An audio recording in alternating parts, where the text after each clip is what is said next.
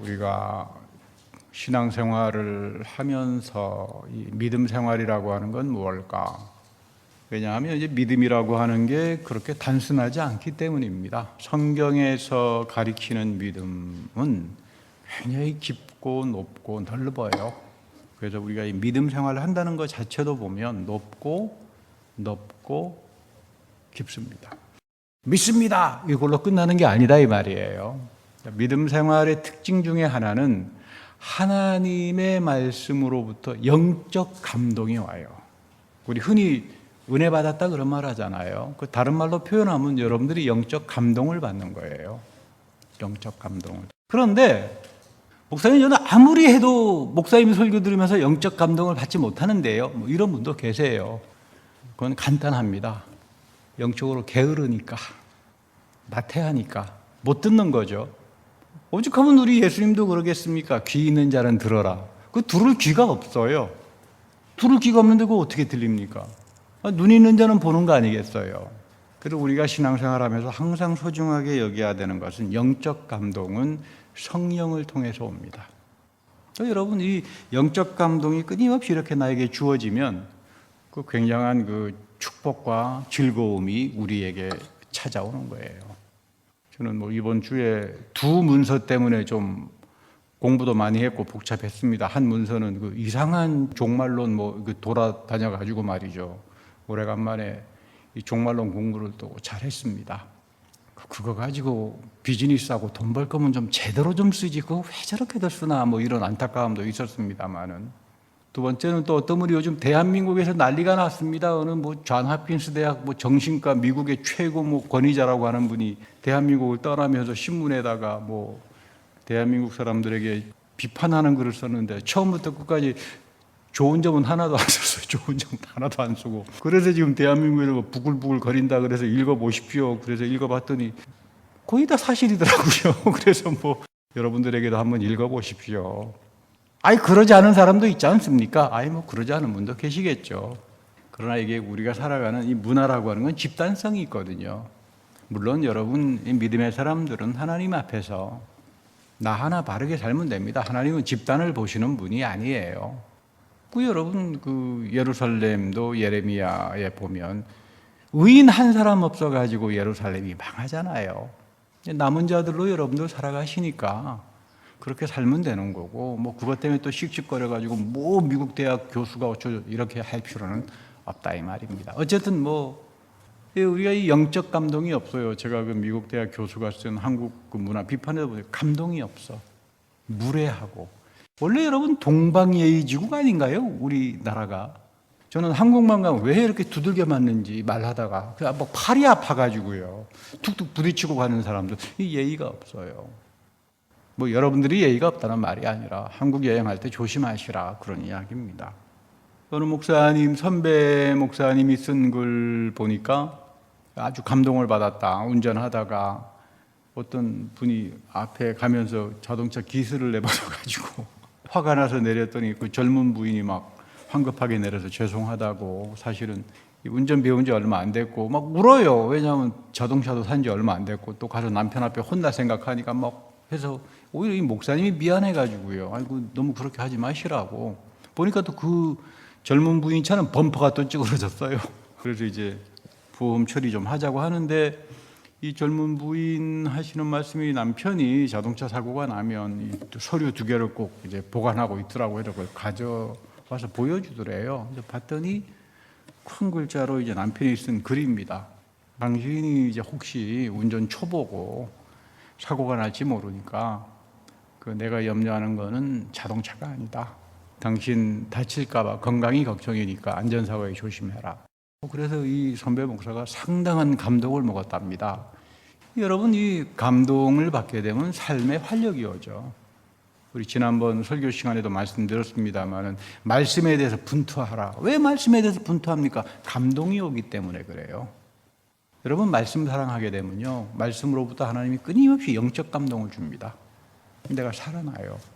이런 게 여러분 믿음 생활의 즐거움이 있고 이제 기쁜 거죠. 이런 영적 감동을 가지려면 우리가 두 가지를 피해야 돼요. 하나는 나태하지 말아야 돼요. 영적으로 나태하지 말아야 돼요. 이 사모함이 있어야 되고, 예배에 대한 사모함이 있어야 되고, 말씀에 대한 사모함이 있어야 되고, 기도에 대한 이 사모함이 있어야, 분투함이 있어야 이 영적 감정이 오는 거고, 두 번째는 느메시스 원리 잘 지키고 살아야 돼요. 제가 여러 차례 말씀합니다만은 어떤 분이 오셔서 목사님 그 출애굽인가 어디에 보니까 하무라비 법전에 눈에는 눈, 이에는 이 보젓하게 들어왔는데, 그래서 성경은 하나님 말씀이 아니라 그 고대 근동의 문서에 불과하다. 어디서 그런 말을 또 들었는지도 와서 그런 이야기를 합디다. 그래서 아니라고 했습니다. 여러분, 성경은 하늘에서 떨어진 책은 아니죠.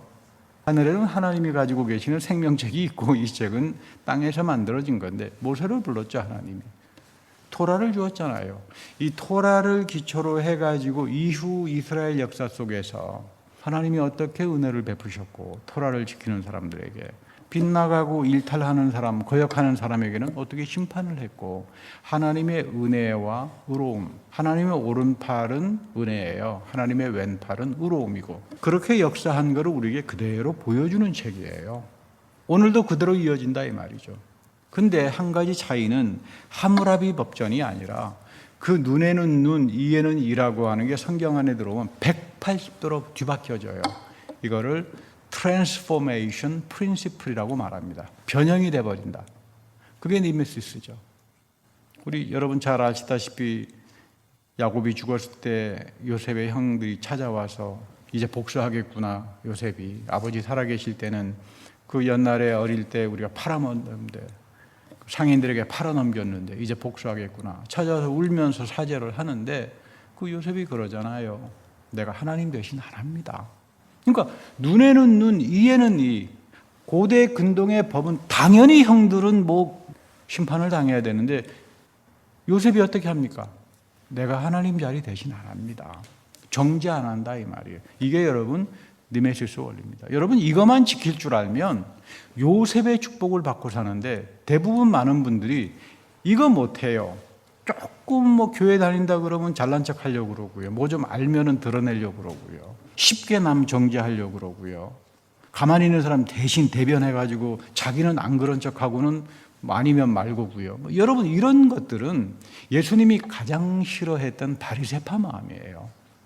여러분 이거 지키고 살아야 됩니다. 세상에서는 눈에는 눈, 이에는 이겠지만 교회 안에 들어오면 하나님 말씀의 가치는 하나님 자리에 내가 대신하지 않는다. 왜? 나는 하나님으로부터 끊임없이 용서를 받는데, 하나님으로부터 끊임없이 긍휼함을 입고 하나님이 나를 의롭게 여겨주시는데, 내가 나에게 좀 나쁘게 했기로서니, 나에게 좀 기분 나쁘게 했기로서니 그거를 꼭 망치 들고 가가지고 음해를 하고 이래서야 안 된다 그 말이죠. 하지 말아야 됩니다. 미국 대학 교수 글을 읽어보니까 우리 한국 문화가 옛날에는 동방예의지국이라 그래서 그런 나름대로 느메시스 원리가 있었어요. 정도 많고. 근데 참 너무 많이 각박해졌구나. 이건 좀 고쳐야 된다. 교회부터 좀 정신 차려야 된다. 이런 생각을 좀 해봤습니다. 어떤 분이 재미있는 글을 하나 썼는데, 누가 더 교만한가? 태백산의 호랑인가? 아니면 우물난 개구리인가? 모두가 다 태백산 호랑이가 교만하다. 그런데 이 사람만 우물난 개구리가 제일 교만한 짐승이다. 왜냐하면 호랑이는 세상 넓은 데서 살기 때문에 사자도 만나고요, 맹수도 만나고요. 그러니까 함부로 안 합니다. 잘못하면 자기가 죽을 수도 있잖아요.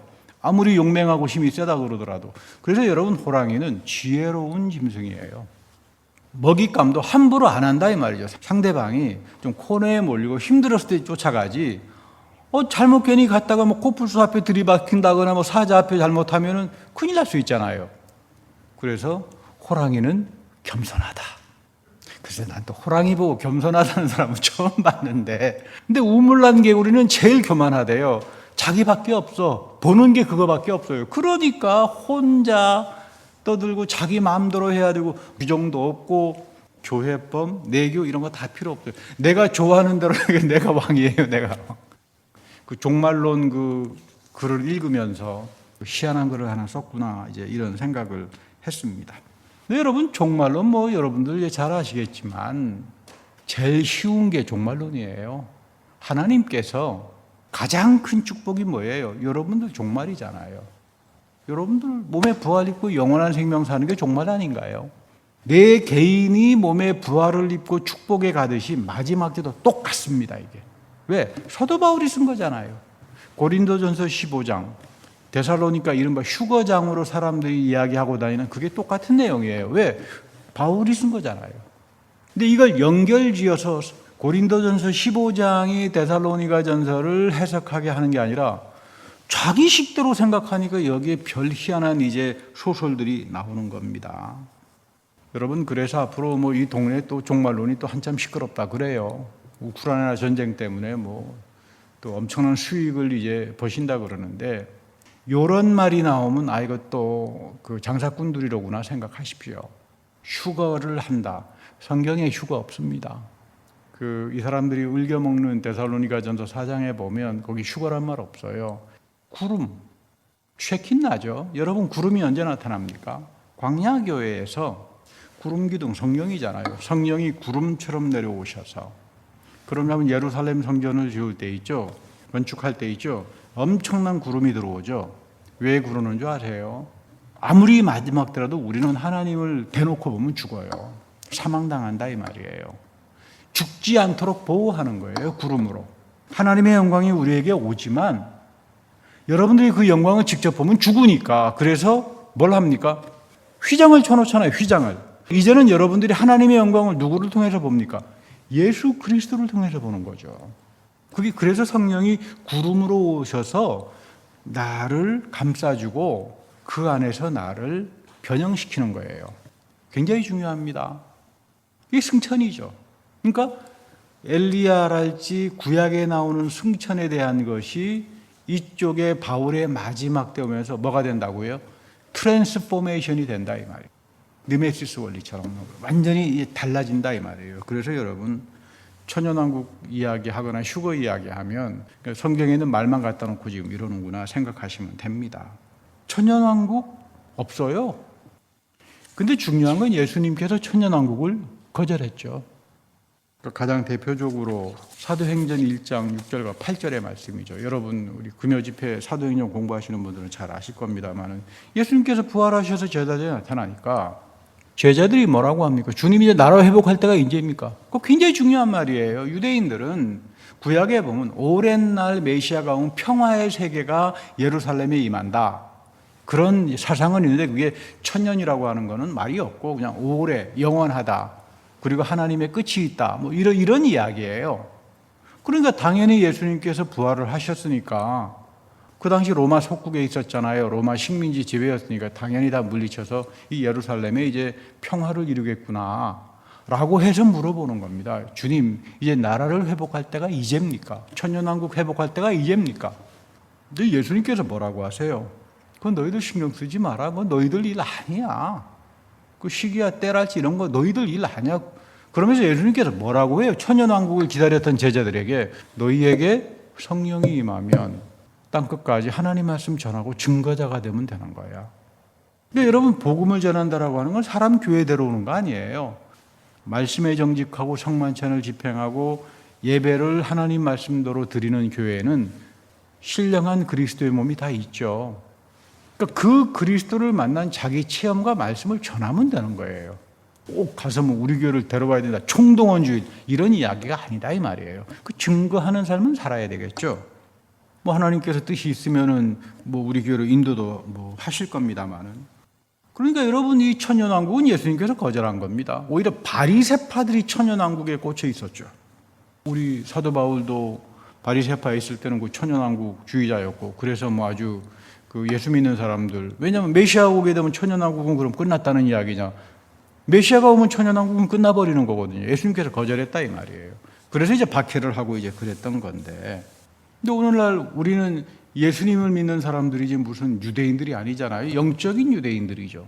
그래서 어떤 분이 오셔서 뭐 요한계시록 20장에 보면은 천년왕국이 나오지 않습니까? 아니, 사도 요한이 무슨 바리새파입니까?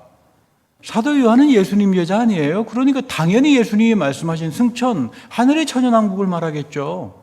우리가 죽어서 몸의 부활을 입고 하늘에서 평화의 다스림에 참여한다. 이게 종말이죠. 이 엄청난 축복이다 이 말이에요. 이걸 알아야 됩니다. 천년왕국은 예수님께서 거절한 거로구나. 그리고 요한계시록에 나오는 천연왕국이라고 하는 것은 구약의 메시아에 대한 기대가 느메시스처럼 트랜스포메이션이 되는구나. 지상이 아니라 하늘의 천연왕국이로구나. 그리고 마지막 때 주님이 오시면 그걸로 끝나는구나. 그렇잖아요. 세 번째, 7년 대환란. 없어요, 성경에. 많은 사람들이 그 7년 대환란 갖다 놓고는 휴거 때 3년 반 전에 휴거가 일어난다. 대환란 이후에 그래가지고 난리를 치셨던데, 그 글에 보니까.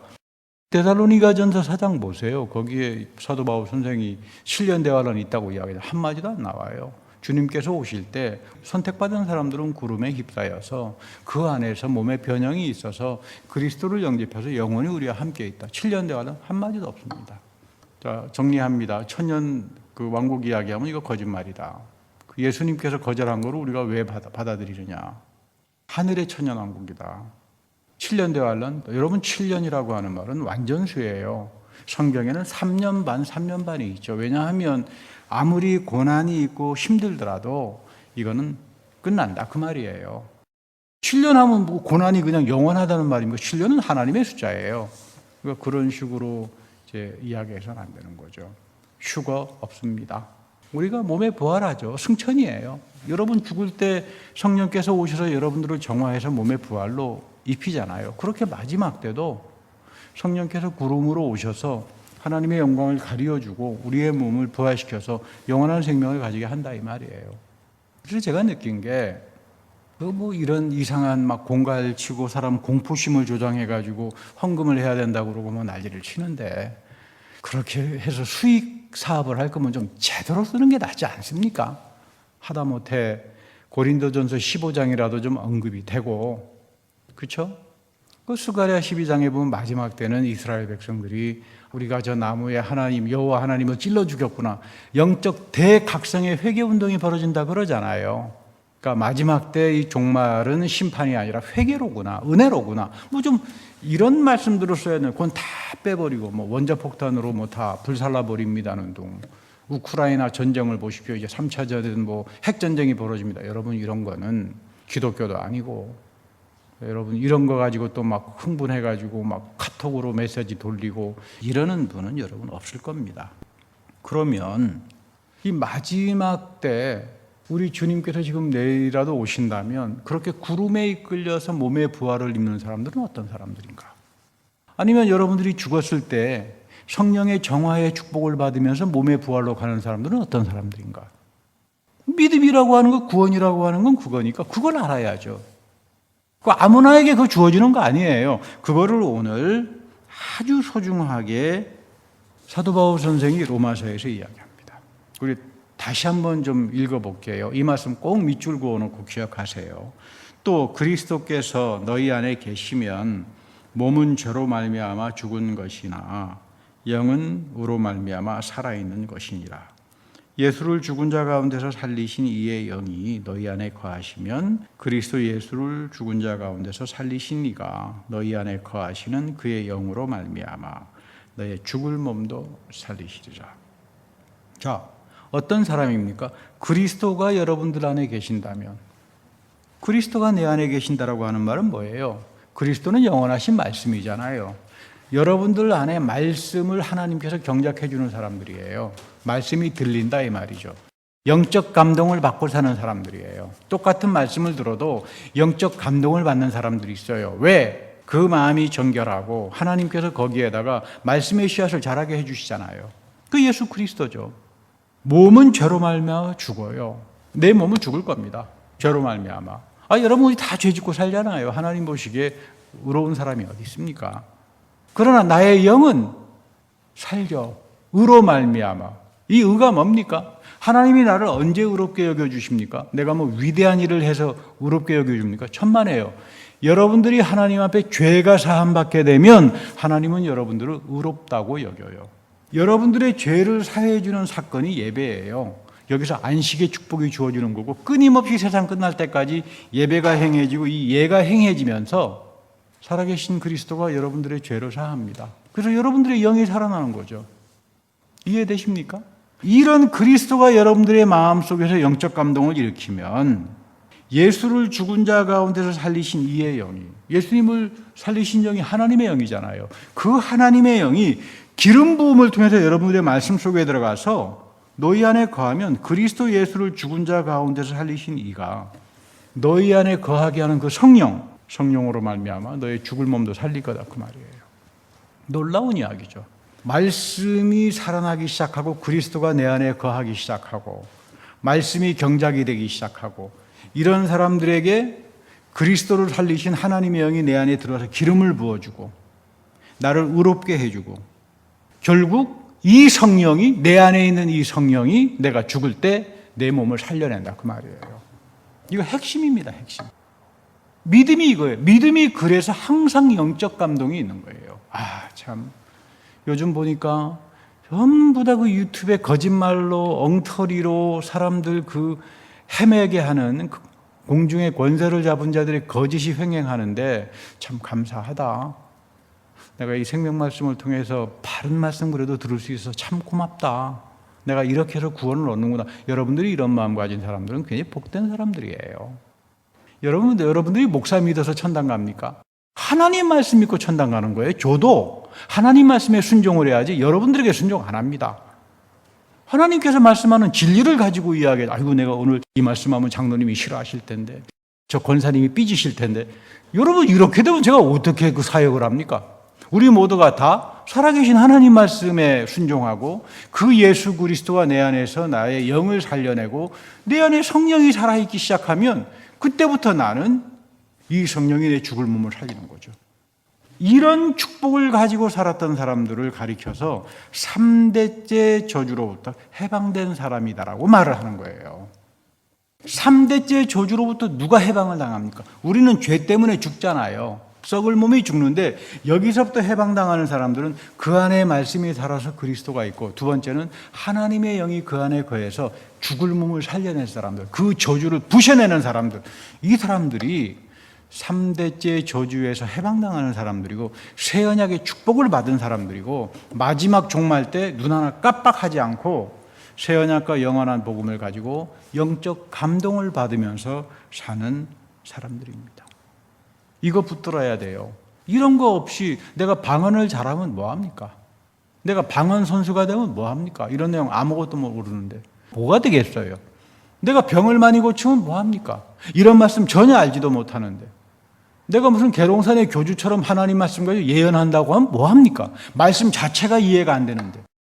죄가 용서가 돼야 돼요. 끊임없이 말씀을 통해서 내 안에서. 그래서 내 영이 하나님 앞에서 살아있는 자가 돼야 돼요. 근데 내 영은 다 죽어버린 사람들이 바리새파주의적으로 남을 정죄하려고 그러고 심판하려고 그러고 무물란의 개구리처럼 자기 교만함을 들은 그 결국은 다 사망당하고 맙니다. 그래서 오늘 그 잠언 16장 18절 번역이 참 아득하게 번역 잘 돼 있잖아요. 교만은 패망의 선봉이요 거만한 마음은 넘어짐의 앞잡이니라. 앞잡이다.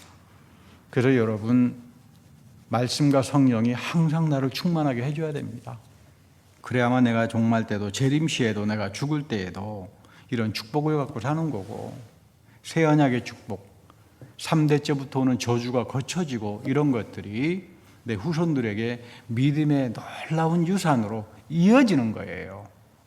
이게 남은 자들이죠. 이게 새하늘과 새 땅의 상속자라고 하는 사람들이죠.